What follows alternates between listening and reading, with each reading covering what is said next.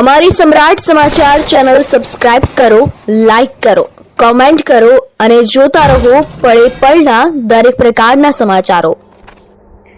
તળાજા તાલુકાના દેવળિયા સહિતના મંદિરોમાં થયેલી ચોરીનો ભેદ ઉકેલાયા બાદ આરોપીઓનું રિકન્સ્ટ્રક્શન કરાતા ગામ લોકોએ પોલીસની કામગીરીને બિરદાવી।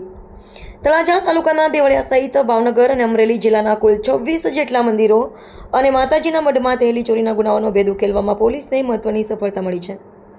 લાખો રૂપિયાના મુદ્દામાલ સાથે ઝડપાયેલા આરોપીઓને આજે દેવળિયા ગામ ખાતે લઈ જઈ ઘટનાનું રિકન્સ્ટ્રક્શન કરવામાં આવ્યું હતું। પોલીસે આ ગુનામાં મેહુલભાઈ ગણેશભાઈ મકવાણા, અશ્વિનભાઈ અશોકભાઈ મકવાણા, ભરતભાઈ વજેરામ જાની તેમજ પ્રત્યક્ષભાઈ હસમુખભાઈ પાટણિયાલ અમદાવાદની ધરપકડ કરી છે।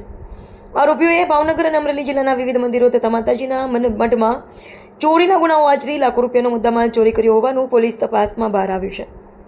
આ ગુનાની વધુ તપાસના ભાગરૂપે આજે તળાજા પોલીસ મથકના પોલીસ ઇન્સ્પેક્ટર ચાવડા સાહેબ, પીએસઆઈ ખાંભલા તથા પોલીસ સ્ટાફ દ્વારા આરોપીઓને દેવળિયા ગામના શ્રી ચામુંડા માતાજીના મઠ ખાતે લઈ જઈ ઘટનાનું રિકન્સ્ટ્રક્શન કરવામાં આવ્યું હતું।